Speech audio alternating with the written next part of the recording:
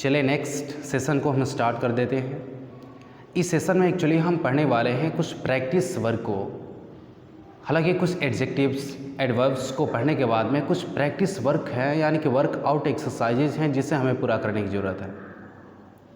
जिसमें आपको स्क्रीन पर दिखाई दे रहा होगा कि सेट प्रैक्टिस आपका 25 नंबर है, जिसमें सबसे पहला क्वेश्चन आपका है, ध्यान से समझिएगा, MCQ है। जैसे कैन अ वीमेन लिव, क्या कोई औरत जिंदा रह सकती है? डैश सोल इज़ डेड, जिसके आत्मा ही मरी हुई है। एक बार फिर से समझिएगा, बहुत काफ़ी अच्छा खासा ये सेंटेंस है। कैन अ वीमेन लिव, क्या कोई औरत जिंदा रह सकती है जिसके आत्मा ही मरी हुई है। अब इसमें देखिएगा कुछ ऐसा यूनिट यहाँ पर मिसिंग है, जो फिल इन द ब्लैंक्स जो है वहाँ पर कुछ ऐसी यूनिट जो मिस हुए हैं, जो ऐसा लग रहा है कि वो कनेक्टर का काम कर रहे हैं। लग रहा है कि कनेक्टर जो है, सेंटेंस को जोड़ने वाले जो यूनिट है वो मिस हो रहा है। तो इसमें से 4 ऑप्शन दिया है। A number whose, B number है विच, C नंबर है होम, D नंबर है वेयर। इन चारों ऑप्शन में से जो भी आपके स्क्रीन पे दिखाई दे रहा होगा, इन चारों ऑप्शन में से बेटर ऑप्शन कौन सा हो सकता है?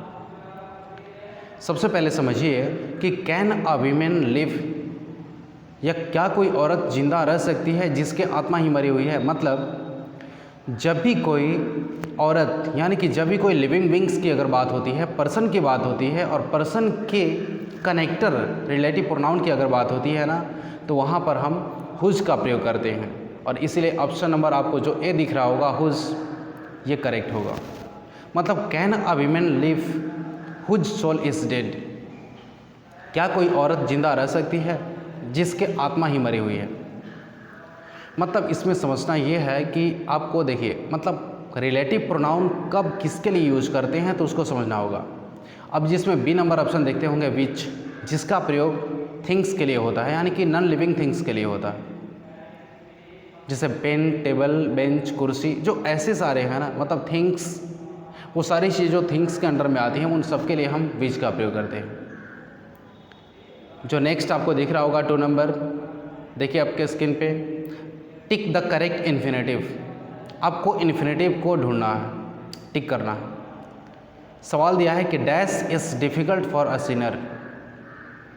सिनर मतलब पाप करने वाले, यानी किसी पाप करने वाले व्यक्तियों के लिए, पापी के लिए बहुत काफ़ी कठिन है क्या करना। ऑप्शन दिया है A number saying prayer, B है to pray, praying to, being praying. इन चारों ऑप्शन में से हमें इन्फिनेटिव को ढूंढना है, क्योंकि बोला है, मतलब हिंट दिया है कि टिक द करेक्ट इन्फिनेटिव। तो इन्फिनेटिव इसमें होता है बी नंबर, यानी कि टू और वर्ब का पहला रूप, यानी कि टू और वर्ब का फर्स्ट फॉर्म आपका इन्फिनेटिव कहलाता है। And that's why to pray is difficult for a sinner, यानी कि प्रार्थना करना किसी पापी के लिए बहुत काफ़ी डिफ़िकल्ट होता है। उसकी आत्मा ही खुद सपोर्ट ना करती है ऐसा करने के लिए। नेक्स्ट आपका है 3rd नंबर, जो ध्यान से देखिएगा आपकी स्क्रीन पे, she often goes to the cinema.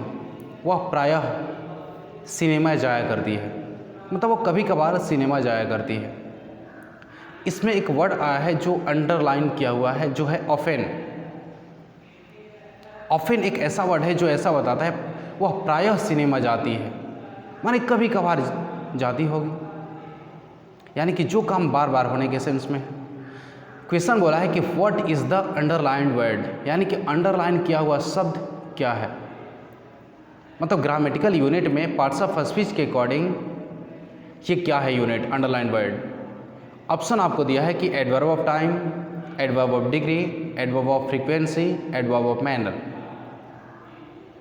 तो पहले हम समझते हैं कि एडवर्ब ऑफ टाइम, यानी कि ऐसा कोई एडवर्ब जो समय को निर्देशित करता हो, समय बताता हो। तो ऑफेन इसमें समय नहीं बता रहा, ऐसा लग रहा है कि कोई काम बार बार हो रहा है। एडवर्ब ऑफ डिग्री, यानी कि ये किसी रैंक या मात्रा के बारे में बताता है। सी नंबर है आपका कि एडवर्ब ऑफ फ्रीक्वेंसी, यानी कि फ्रीक्वेंसी का मतलब कोई भी काम अगेन एंड अगेन, बार बार होना। यानी कि जो अंडरलाइन किया हुआ वर्ड है जो ऑफेन है, वो एडवर्ब ऑफ फ्रीक्वेंसी ही है। She often goes to the cinema. Underline किया हुआ वर्ड जो ऑफन है वो एडवर्ब ऑफ फ्रीक्वेंसी है, वो एडवर्ब है और एडवर्ब के अंदर में फ्रीक्वेंसी को बता रहा है वो। जो फोर्थ नंबर है, she barely left the room when the roof fell in. She barely left the room when the roof fell in, यानी कि वो मुश्किल से उसने रूम को छोड़ा जब रूफ गिर गया। जिससे कहने का मतलब है कि बेयरली, आपको इस समझना क्या है। देखिए इसमें डिग्री को बताया है, इसमें डिग्री को इंडिकेट किया है। She barely left the room when the roof fell in. Next 5, indicate the underline word which is the correct adverbial qualification. मतलब चारों ऑप्शन में ए, बी, सी और डी, इन चारों ऑप्शंस में से जो एडवर्बियल क्वालिफिकेशन बताने वाले जो यूनिट हैं, जो अंडरलाइन किए हुए हैं चारों सेंटेंसेस में, चारों एग्जाम्पल में, चारों ऑप्शंस में, इसमें जो एडवर्बियल क्वालिफिकेशन को जो अंडरलाइन किया हुआ है वैसे पार्ट को आपको चूज करना है।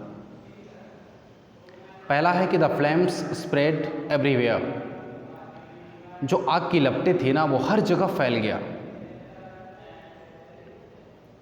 तो इसमें एवरीवेयर को अंडरलाइन किया हुआ। एवरीवेयर एक एडवर्ब है और सेंटेंस में यानी कि यही ऑप्शन सही होगा, क्योंकि बी नंबर देखिएगा तो फ्लेम्स स्प्रेड एवरीवेयर, फ्लेम्स इसमें नाउन है और नाउन के बारे में नहीं पूछ रहा है, ये बोल रहा है एडवर्बियल क्वालिफिकेशन के बारे में पूछ रहा है।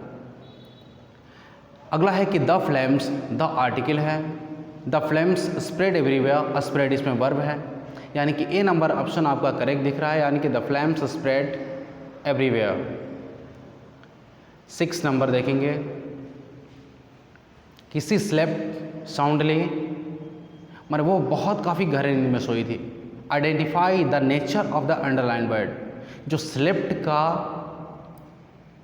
जो नेचर है उसको आइडेंटिफाई करना है। ऑप्शन दिया है ट्रांजिटिव वर्ब है या इनट्रांजिटिव वर्ब है, रेगुलर वर्ब है या वर्ब ऑफ कंपीट प्रेडिकेशन। तो slept according to grammatical pattern intransitive verb है स्लेप्ट, क्योंकि स्लीप का एक इम्पैक्ट जो होता है, इफेक्ट जो होता है वो सिर्फ सब्जेक्ट तक ही सीमित रहता है, वो किसी ऑब्जेक्ट को कन्वे नहीं होता है, एंड दैट्स वाई आपको इनट्रांजिटिव वर्ब के सेंस में होता है। नेक्स्ट आप देखिएगा जो दिख रहा होगा, यानी कि tick the correct auxiliary to indicate discontinued habit. Discontinued habit को जो इंडिकेट कर रहा है उसको टिक करना है आपको। जैसे there was a house there, there used to be a house there. सबसे पहले समझिए जो बी नंबर ऑप्शन है, जो they used to be, used to का यूज़ हर जगह होता है जहाँ पर हमें हैबिट बताना होता है, वैसे पास्ट हैबिट को बताता है ये, यानी कि वहाँ पर एक घर हुआ करता था, ये डिसकंटिन्यूड हैबिट को बता रहा है, एंड दैट्स वाई ऑप्शन भी आपका बी नंबर ही होगा। नेक्स्ट देखिएगा जो 8 नंबर है कि he is repairing his car with a view dash, यानी कि हिज रिपेयरिंग हिज कार, वो अपनी कार को रिपेयर कर रहा है विद अ व्यू। देखिए एक जैसे फ्रेज होता है ना प्रीपोजिशनल, जो फ्रेजल प्रीपोजिशन होता है वो होता है with a view to, with a view to, यानी कि के उद्देश्य से, यानी कि वो अपने कार को रिपेयरिंग कर रहा है उसको बेचने के उद्देश्य से। इसमें ऑप्शन है to sell, to selling, for selling, to have sold. Option number आपका बी से होगा, क्योंकि विद अ व्यू टू, इसमें टू एक प्रीपोजिशन रहा, और जब टू प्रीपोजिशन रहता है तो प्रीपोजिशन के बाद में एक्चुअली वर्ब का फोर्थ फॉर्म यानी कि वर्ब में आईएनजी मतलब लगता है, यानी कि टू सेलिंग। जब यही टू अगर मतलब इन्फिनेटिव का काम करता है तो उस समय वर्ब का फर्स्ट फॉर्म होता है। 9th नंबर दिया होगा कि जैसे देखिए सी टुक अफेंस, दिया कि fill in the blanks with the suitable word. She took offence dash the abusive language used by him, यानी कि जो भी एब्यूसिव लैंग्वेज या गाली गलौज वाली लैंग्वेज, जो गलत लैंग्वेज उसने यूज़ किया था ना, उससे बहुत काफ़ी उससे अपराध यानी कि ऑफेंस फील हुआ, ऑफेंस की तरह उन्होंने लिया।